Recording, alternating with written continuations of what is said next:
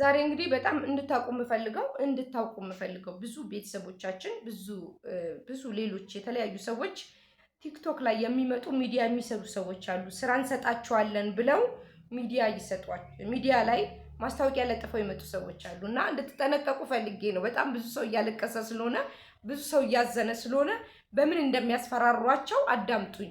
በእናት ስም የእናት ስም ይዘናል እና እናሳብድሃለን፣ የእናት ስም ይዘናል፣ ልጆችን ዘርህን 7 ቤት እንጨርሳለን ብለው እያስፈራሯቸው ይገኛሉ ማለት ነው። እና ምን ያህል እነሱ ምን አይነት ፓወር እንዳላቸው በደንብ አዳምጡኝ። እንግዲህ አንድ ዘመዴ ነው፣ ቤተሰቤ ነው፣ ስራ ይፈልጋል። ምን አሉት? ስራ እንሰጥሃለን፣ ስለዚህ እዛ ቲክቶክ ላይ ነው ያየሁት አለ። እንግዲህ ሁሌ ነው ማስረዳው፣ እኔ ለምን እንደፈዘዘ ባላውቅም ማለት ነው። ስራ እንሰጥሃለን ብለውት እሱ ደግሞ እችን አጋጣሚ ስራ ስላልነበረው በጣም ተጨናንቆ ስለነበረ እሺ ይላቸዋል። እና ምዝገባ ተመዘገበ፣ ስራ ፍለጋ ምዝገባ ተመዘገበ። ምን ምዝገባ ተመዘገበ? ስሙን ተመዘገበ። ከዛ በኋላ ደግሞ የእናቱን ስም የአባቱን ስም እስከነ አያቱ መዘገቡት። የእናት ስም ደግሞ አሉት። የእናቱ ስም መዘገበ። የእናቱ ስም ከመዘገበ በኋላ ከትንሽ ደቂቃ በኋላ ገንዘብ አስገባ ይሉታል። ሲሉት ስንት ብር ላስገባ? 15,000 ብር አስገባ። እሺ ብሎ ያንን 15,000 ብር አንስቶ 15,000 ብር ያስገባላቸዋል ማለት ነው። ከዛ ትንሽ ይቆዩና ደግሞ አሁንም ይደውሉና ተዘጋጅ፣ እንደውልልሃለን፣ ስራው ምን እንደሆነ በአንድ ላይ የትኛው ስራ ይሰጥ፣ ያንተ ፊልድ ይሄ ነው፣ እዚህ ቦታ ያለው ስራ ላንተ ይሰጣል፣ እዚህ ቦታ ያለው ኮንትራት ትወስዳለህ ብለው በማጓጓት ማለት ነው። እሱ ደግሞ ቆንጆ ስራ በአቋራጭ መበልጸግ ነው የምለው፣ ቆንጆ ስራ አግኝቻለሁ ይልና እሺ ይልና ይሄንን ከጨረሱ ካወሩ በኋላ ትንሽ ደቂቃ ቆዩና ደግሞ ደወሉልኝ አለ። ትንሽ ቆይ ገንዘብ አዘጋጅ። እንዴ የምን ገንዘብ? መመዝገቢያ እኮ ከፈልኩኝ የ15,000 ብር። አሁን ደግሞ ምን ገንዘብ ያስፈልጋል? አይ ገንዘብ ያስፈልጋል፣ ውድድሩ ላይ ለመግባት እንደ ጨረታ ነው፣ ስራው ብዙ ሰው ስላለ አንተን ደግሞ እንድናስገባህ ጣልቃ ይሄን ያህል ገንዘብ ታስገባልናለህ ይሉታል። ከዛ እሱ አራቅሜ አይችልም ይላቸዋል። አይ ችግር የለም፣ አንተ እኮ በአንድ ቀን ትተካታለህ፣ ይሄ 2 ቀን እኮ ነው፣ የመጀመሪያ ስራውን ሳስጀምር ይሄን ያህል ቀብድ ይሰጣሃል ምናምን ይሉትና እሺ ይልና ገንዘብ አካውንትህን ንገረን ላንተ እንዲገባልህ ይሉታል። አካውንትን ንገረን ሲሉት አካውንቱን ይናገራል። የራሱን አካውንት ተናገረ ማለት ነው። እዛ አካውንቱን ያዙት። ከዛ በኋላ አሁን እንግዲህ ገንዘቡ በአካውንትህ እናስገባልሃለን። አሁን ግን አንተ ስንት ብር እንዳለው ያንን አካውንት ተቀብለው አዩት ማለት ነው። ከዚህ ከአካውንትክ ላይ አሁን 10,000 ብር ላክ ይሉታል። እንግዲህ የቀረችው ትንሽዬ ብር ናት። አካውንቱ ላይ 15,000 ብር ቀርታለች ሌላ። ከዚህ ላይ 10,000 ብር ላክ ይሉታል። እሺ ይልና ከዛሽ ከአካውንቱ ላይ 10,000 ብር ይልካል ማለት ነው። 5,000 ብር ቀረችው፣ 25,000 ብር ወሰዱ ማለት ነው። ይሄንን ካደረገ ከጨረሰ በኋላ እንደገና በማግስቱ ሲደውልላቸው ቆይ መልሰን እንደውልልሃለን አሉት። እንደገና በሁለተኛው ቀን አንድ ቀን የዛኑ ቀን መልሰን እንደውላለን ያሉ ቀን ማለት ነው። ጨርሰው አውርተው ምናምን መልሰው ከከሰዓት በኋላ ደወሉልኝ አለ።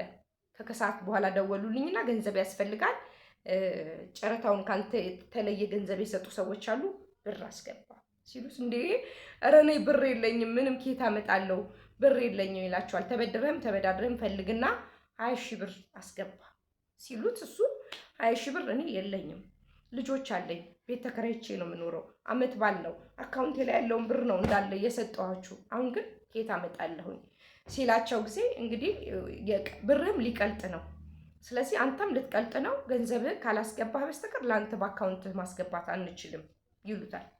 ከዛ እሱ ደግሞ አይ በቃ የለኝም፣ ምንም ማድረግ አልችልም፣ ገንዘቤን እንግዲህ ትሰጡኛላችሁ ብሎ ዝም ይላቸዋል። መልሶ ትንሽ ቆዩና ይደውሉለታል ማለት ነው። ትንሽ ቆይተው ደውለውለት እንግዲህ በአካውንቱ 20,000 ብሩን ካላስገባህ ይሉታል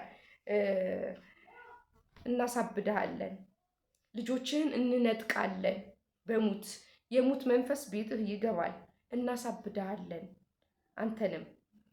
እንደገና ሲቀጥል ደግሞ ዘላለምህን ስራ እንዳታገኝ እስከ ማንዘርህ ማጥፋት እንችላለን፣ የእናትን ስም ወስደናል፣ ስለዚህ ከየትም ፈልገህ 20,000 ብር ቶሎ ካላስገባህ እናሳብድሃለን ብለው ያስፈራሩታል ማለት ነው። አያችሁ እኔ ሁል ጊዜ ማለት ነው የእናት ስም አትስጡ፣ የክርስትና ስም አትስጡ። የእናታችሁ ስም ለምንድን ነው የሚያስፈልገው? ባንክ እንኳን ከሆነ የደወለው በቦታው ላይ ተገኝታችሁ የእናታችሁን ስም ስጡ። የእናታችሁን ስም ለምንድን ነው የማትሰጡት? በራሳችሁ ኮንፊደንስ ከሌላችሁ፣ ሴጣን አይነካንም ካላችሁ፣ በራሳችሁ የምትተማመኑ ከሆነ፣ በራሳችሁ ኮንፊደንስ ሴጣንን ምን ያህል መጣል እንደምትችሉት ከቻላችሁ ብቻ ነው እንጂ የእናታችሁን ስም አትስጡ በድፍረት። የክርስትና ስማችሁን በድፍረት አትስጡ እያልኳችሁ ምለው ለዚህ ነው። ቀላል አይደለም የክርስትና ስምና የእናት ስም መስጠት። ባንክ አንድ ሰሞን የእናት ስም ኑና ስጡ እየተባለ እንሰጥ ነበረ። ባንክ ነው ያው ስም እስከ አባት ስለሚመሳሰል የእናት ስም ስለሚፈለግ ስንሰጥ ነበረ። አሁን ደግሞ ላይቭ ላይ እየመጡ በዘዴ ልክ አሁን ስራ ብለው ነው እሱን የተቀበሉት። ስራ እናስገባሃለን፣ ስራ እንሰጣሃለን ብለው ነው የተቀበሉት። አያችሁ። ስለዚህ የሁላችንም ህይወት እንደዚህ በምክንያት ነው። በምክንያት ሳንፈልግ ነው እዛ ችግር ውስጥ የምንገባው ማለት ነው። ይደነግጥና እንግዲህ እኔም አለው በደንብ እንተዋወቃለን፣ ቤተሰብም ነን፣ በደንብ ያውቃልም። መጥቶ እንደዚህ ብለውኛል፣ በእናቴ ስም አስፈራርተውኛል፣ ስሜን ወስደዋል፣ እንዴት ይሻለኛል፣ እንደዚህ ላድርግ ብሎ ማማከር ይቻል ነበር። አያችሁ፣ በሽታውን ያልተናገረ ሰው መድኃኒቱን አያገኝም። አሁን እሱ በፍርሃት ለእኔም አልተናገረም፣ ለቤተሰቦቹም አልተናገርም። ደንግጦ ያንን 20 ሺህ ብር ተበዳድሮ በቴሌ ብር ሰው የሚገባው ደግሞ የሚገርማችሁ በአቢሲኒያ ባንክ ነው የሚገባው። በአቢሲኒያ ባንክ ነው የሚገባው በተለያየ ሰው ስም። የመጀመሪያው በተለያየ ሰው ስም ሊገባው እዛ ላይ የነበረውን የላከው ብር በተለየ ሰው ስም ነው። አሁን ደግሞ ይሄንን በአካውንት ሲልክ በተለየ ሰው ስም ነው የሚልከው ማለት ነው።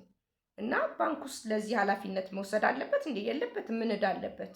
ኃላፊነቱን ባለቤቱ መጀመሪያ ራሱን ቆጠብ አድርጎ ማን በምን መንገድ መጣ ማን ምንድን ነው ብሎ ካላጣራ በስተቀር ሌላ ውስብስብ ነገር ውስጥ ገብቶ ከነሱ ታሪክ ጋር ማን ነው ባንኩንስ የሚጠይቀው እንዴ?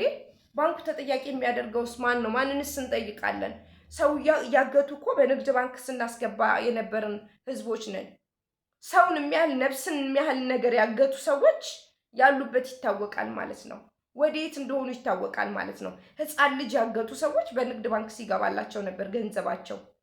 ንግድ ባንክ ሲገባ እኮ ተጣርቶ ይሄ ማን ነው ይሄ በገንዘብ እንዴት ይገባለታል? ኢትዮጵያዊ ነው አያመልጥም እኮ የትም። ባንኩ ግን ስለማይመለከተው ነው፣ ህግም ስለማይጠይቀው ነው፣ አካሄዱም ስላልሆነ ነው እንጂ ብዙ ቤተሰቦቻችን ታግተው 2 ሚሊዮን 3 ሚሊዮን ሲጠየቁ እንደገና ብሩንም ተቀብለው ከብሩ በኋላ ደግሞ ነፍሳቸውን ገለው ሲጥሉ እኮ እነዛ ሰዎች እኮ ይታወቃሉ። ይሄ እኮ አይታወቅም አይባልም እኮ በግልጽ ይታወቃል። ስለዚህ አሁን ይሄም እንግዲህ በዚህ በባንክ አስገብቶ ከዛ በኋላ ሲያስፈራሩት 20 ሺህ ብሩን ሰጠ ማለት ነው። ድጋሜ ደውሎላቸው ስልካቸውን አያነሱም፣ ስልካቸውን ዘጉ፣ አድራሻቸውን ዘጉ፣ ምናምን ደብዛቸው ጠፋ። እና እንደዚህ እያስፈራሯችሁ በእናታችሁ ስም እንደዚህ አደንዝዘው ይቀበሏችኋል። በቀጣይም ሲቀጥሉ ደግሞ አሁንም ደግሞ የእናት ስም አትስጡ፣ ክርስትና ስም አትስጡ። ብዙ መተተኛ፣ ብዙ ድግምተኛ፣ መጫኛ የሚያቆሙ ብዙ በክፋት የተሞሉ ብዙ ሰዎች አሉ እና እባካችሁ አሁን ደግሞ ሚዲያ ላይ በእንደዚህ በኃይለኛ ሁኔታ መጥተዋል እና እናንተ ከቻላችሁ ከእግዚአብሔር ጋር ራሳችሁን አድኑ እና ጥሩ ነገር ለመስማት ሞክሩ። እያስተማርን እየነገርናቸው በፍላጎት በፍቃደኝነት። እውነቴን እኮ ነው የምላችሁ። እና ከሆነ በኋላ መጥቶ ነገረኝ። እኔ ከሆነ በኋላ ምን ያደርግልኛል? መጥቶ እንኳን በእናቴ ስም እያስፈራሩኝ ነው ምንድን ነው ቢለኝ፣ እውነቴን ነው የምላችሁ አይደለም በእናቱ ስም ዘር ማንዘሩን እንኳን ስም ቢሰጥ አይነካም ነበር። የሚያመጡትን ነገር ማየት ነበር። እውነቴን ነው የምላችሁ።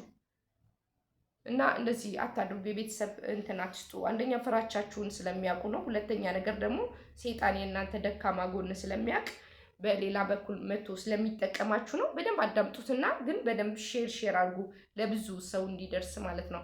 በጣም ብዙ እንደዚህ እየተደረገ ያለ ሚዲያ ላይ ስላለ ስራም ደግሞ እንፈልጋለን ብላችሁ እዛ ባትገቡ ደስ ስለሚለኝ ማለት ነው። ተባረኩልኝ። መልካም በዓል ይሁንላችሁ። አመሰግናለሁ።